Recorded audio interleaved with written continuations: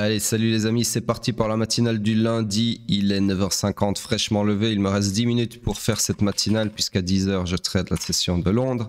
Donc, on commence directement par Bitcoin sur le daily. Nous sommes, alors laissez-moi regarder, donc toujours dans une structure swing haussière, structure interne baissière. L'order flow, lui, il s'est retourné à la baisse. Alors, le vrai choc, c'est pas celui que l'indicateur met ici, c'est celui-ci, d'accord? Donc, le vrai choc, il est arrivé sur la bougie d'hier, d'accord? Et non la bougie d'aujourd'hui, ok?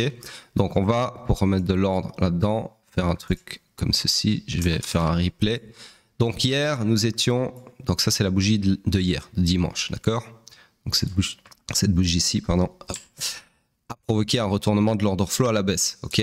Puisque avant ça, rappelez-vous, nous étions sur un order flow haussier, ok? Donc nous étions sur un order flow haussier parce que nous étions, enfin ce qui nous mettait plutôt dans le high pullback de la structure interne baissière, d'accord? Ce high pullback pouvait aller maximum jusqu'au haut protégé ici interne, d'accord?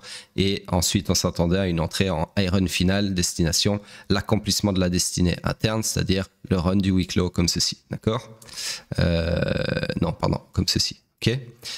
Donc, hier, c'est exactement ce qui s'est passé puisque, je vais vous le dire, l'order flow est passé de haussier, donc ceci, ça s'annule, enfin ça disparaît, et on a un choc baissier ici qui s'inscrit. Donc, on s'attend à quoi? On s'attend à un run du week low, comme je viens de vous le dire, donc destination ici, les 91 400 minimum, ok? Sauf que ce choc ici, alors ça c'est la clôture que vous voyez là, ce choc ici il est entier, donc là à ce moment là on s'attend vraiment à ceci, ok? Sauf que là aujourd'hui à l'ouverture, qu'est-ce qui s'est passé? Boum, on a eu cette bougie incroyable, d'accord? Donc le vrai choc est ici, hein, pas là. Cette bougie incroyable qui au final nous remet sur un order flow haussier.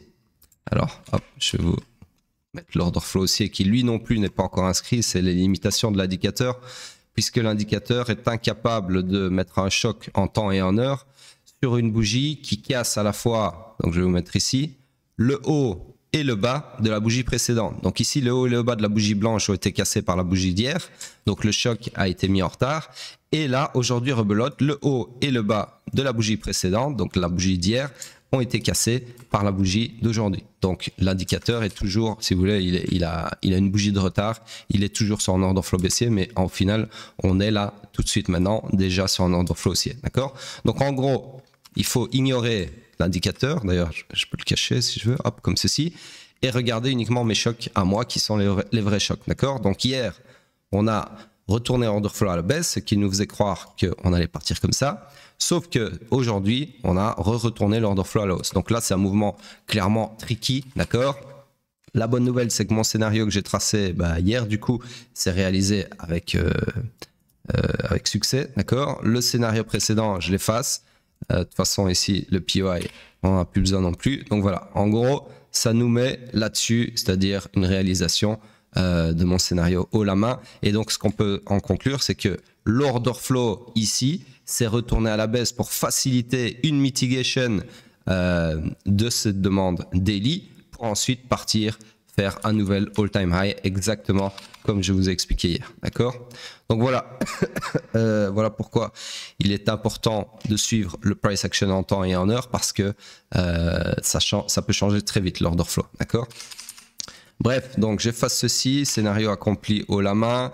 Pour le moment, ça nous dit quoi tout ça? Ça nous dit qu'on est dans une structure fully aligned à la hausse. On est de retour dans une structure fully aligned à la hausse. Non, autant pour moi, c'est pas fully aligned et on n'y était pas non plus hier puisque la structure interne ici est toujours baissière. Donc, autant pour moi, ça nous remet comme hier dans le high pullback du swing pullback. D'accord? Donc, en gros, on cherche des longs toujours et le long à chercher, c'est sur ce POI, c'est le seul POI en tout cas qui est proche du price action. Je vais vous mettre ça comme ça, allonger un peu, voilà.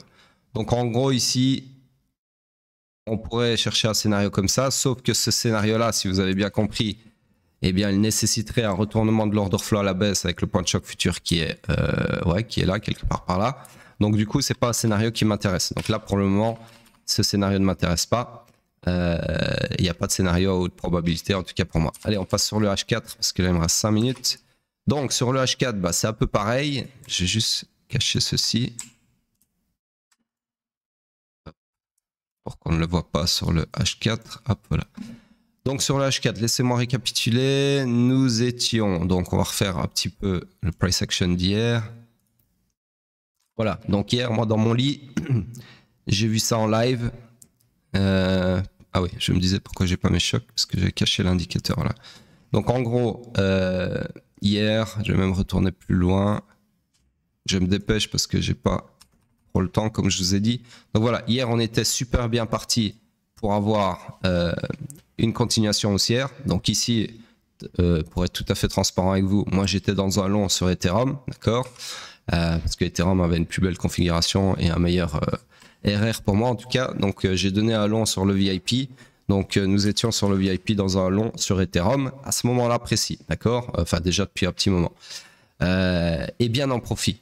Sauf que au final, eh bien le prix, bah, moi je le sentais arriver, hein. Je me dis putain, tout ça c'est de la liquidité vendeuse qui fait office d'inducement vers ce POI ici. On a encore un POI unmitigated juste en dessous. Il y a beaucoup de chances qu'on ait une singerie, d'accord? Et au final, on a eu vraiment une singerie puisque boum, grosse bougie, mais vraiment dégueulasse, qui retourne l'order flow, qui invalide mon POI ici, intermédiaire, et donc le scénario que j'ai tracé hier, ok? Mais qui valide le premier segment de mon scénario tracé il y a déjà plusieurs jours, d'accord? Donc, sauf que au moment où on vient taper dans le POI ici, je vais pas vous cacher que j'ai pas trop bon parce que déjà je suis en drawdown dans mon long qui était bien parti sur Ethereum, et en plus de ça, un momentum pareil, il y a très peu de chances qu'on ait un truc à la hausse qui s'ensuit, d'accord. La seule chose qu'on puisse avoir, ça serait par exemple, alors je vais vous zoomer ça parce qu'on voit rien. Vu qu'ici on retourne l'order flow, déjà il y a peu de chances d'avoir un scénario long qui se concrétise. Et deuxièmement, la seule chose que bullish qu'on pourrait avoir là-dessus, c'est le contraire, c'est-à-dire un retracement vers le POI qui a été créé, donc le supply ici qui a été créé par le changement d'order flow, par ce dump, et ensuite continuer ici jusqu'au POI daily, par exemple, d'accord.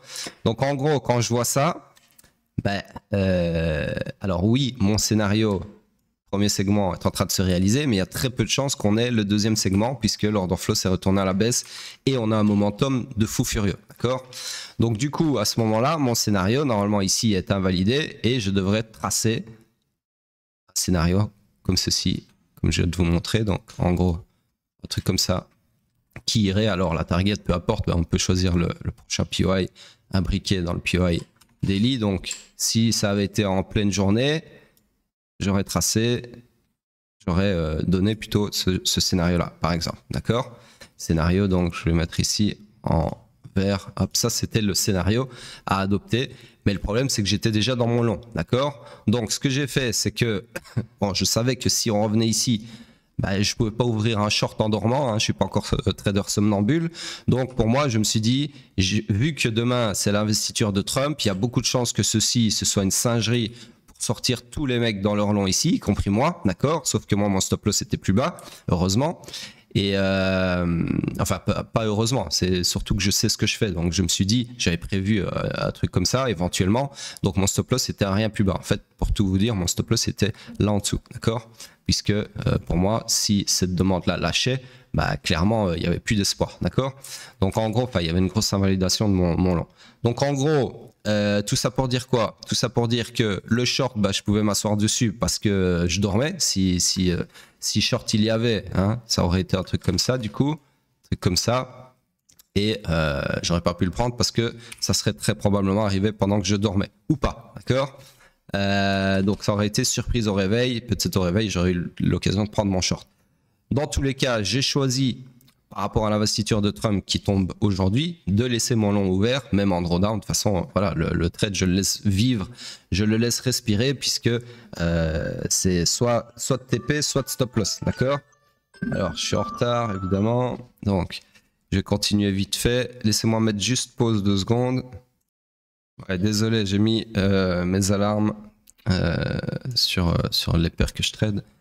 Donc je reprends la matinale. Pour le moment, il n'y a rien à faire en session de toute façon. Et donc je disais quoi? Ouais, je disais je choisis de laisser mon long. De toute façon le long, comme je dis, il est prévu comme ça, c'est-à-dire que mon stop loss, en gros mon long, hein, je sais plus exactement le prix d'entrée, mais on va dire je suis rentré sur Ethereum quelque part par là, je devais avoir un stop loss sur Bitcoin qui doit correspondre à un truc comme ça, d'accord? Et donc en gros j'étais comme ça en allant dormir, avec pour espoir bien évidemment que ce soit une singerie, donc que l'order flow ici soit là pour faciliter justement une prise de toute la liquidité vendeuse, une mitigation de la demande ici, pour ensuite se retourner à la hausse comme si de rien n'était, comme par hasard, lors de l'investiture de Trump, et partir vers un nouvel all-time high.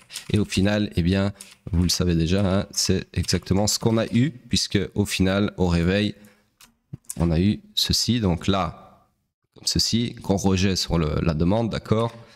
Et hop, retournement de l'order flow à la hausse. Donc là, normalement, l'indicateur, ouais, voilà, là, il a vu le choc.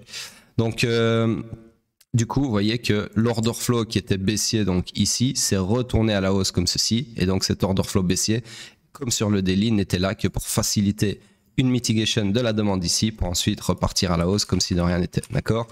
Donc voilà, au final, mon short, bah, il a jamais été sur la table, puisqu'on a transpercé mon supply et retourner l'order flow à la hausse par la même occasion, d'accord? Donc voilà une happy ending, hein, mais pour le moment, on va voir ce qui se passe après. Donc en gros, tout ça pour vous dire que mon scénario sur le H4 bah, s'est réalisé avec succès, vraiment incroyable.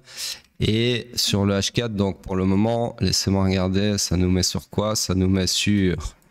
Alors ici, c'est un peu tricky, tac tac, ouais. Donc ici, j'ai perpétué la structure interne à la hausse comme ceci, confondu avec le point de choc. Zoomer parce qu'on voit rien du tout. Hop, comme ceci. Donc là, j'ai un IBOS confondu avec mon choc. Ça nous met donc dans une structure fully aligned à la hausse, d'accord? Et donc, on cherche toujours des longs. Donc, je vais récupérer mon POI ici, le mettre comme ceci, tac. Voilà. Donc là, à l'heure actuelle, mon scénario, ça serait un long, comme ceci, vers de nouveaux horizons. Donc, allez, on va mettre le all-time high. D'ailleurs, on a fait un all-time high, hein, je n'ai pas mentionné, mais je pense que tout le monde l'a vu. Donc, grand rejet sur le chiffre bien rond des 110K, d'accord? Donc, à voir si on va plus haut.